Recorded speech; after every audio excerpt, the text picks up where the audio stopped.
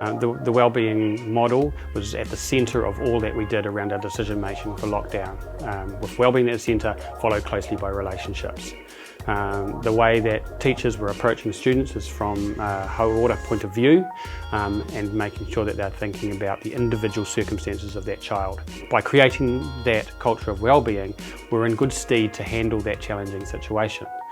The massive diversity of needs and the different circumstances during that time needed to have something in place so that we're catering for everybody.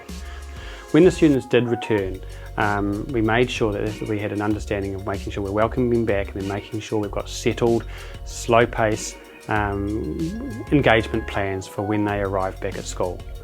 The work that teachers did over the lockdown to continue connect and build relationships with their students and individually reach out where necessary had paid dividends. My teacher did pretty good with checking in with me because we had Zoom calls every week with not just me but the whole class, and then separate ones for different subjects as well. He'd play fun games with us on Zoom to make sure we were just all happy and stuff. At the start of lockdown it was quite strange because I wasn't used to it, and I kind of felt quite lonely, but then we had Zoom calls every week and with my teacher, and it was really nice, and I caught up with my friends and we kind of just went on from there. My teacher would check in with us every third day with a Zoom call, and sometimes it was with a small group of about 5, and then sometimes it was with the whole class.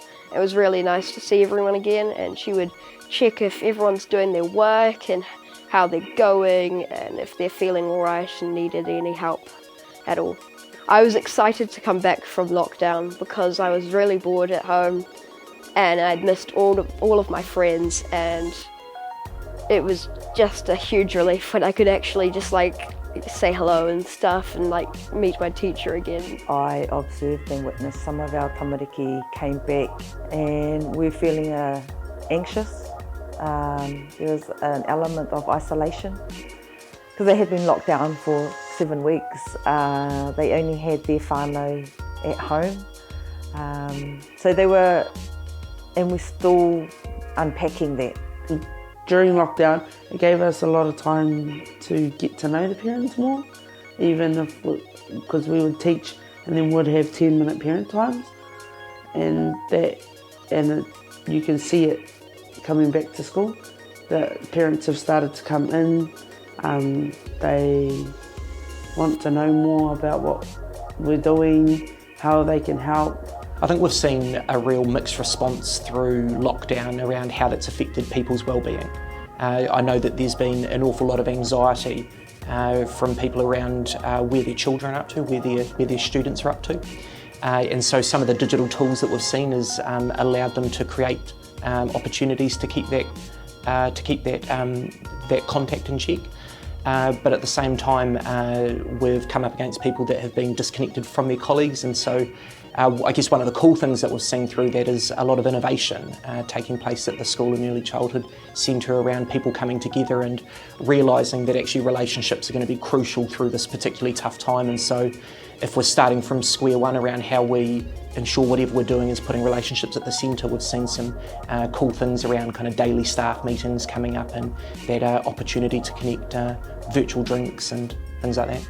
There's that kind of temptation to go back to normal, but I think most people are actually going, what were the good parts that did surface through COVID, and what can we hold on to? In light of COVID, having those conversations when schools reopened and saying, look, what went on for you? What were the things that you learned? What did you think about online learning?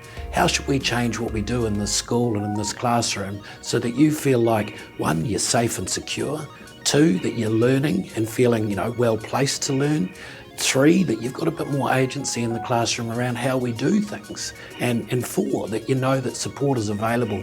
That support might be through, guidance counsellors, it might be through mentors and deans, it might be through an app, it might be through a pulse check. Feeling like you're connected to each other and to the purpose of what you do is so important.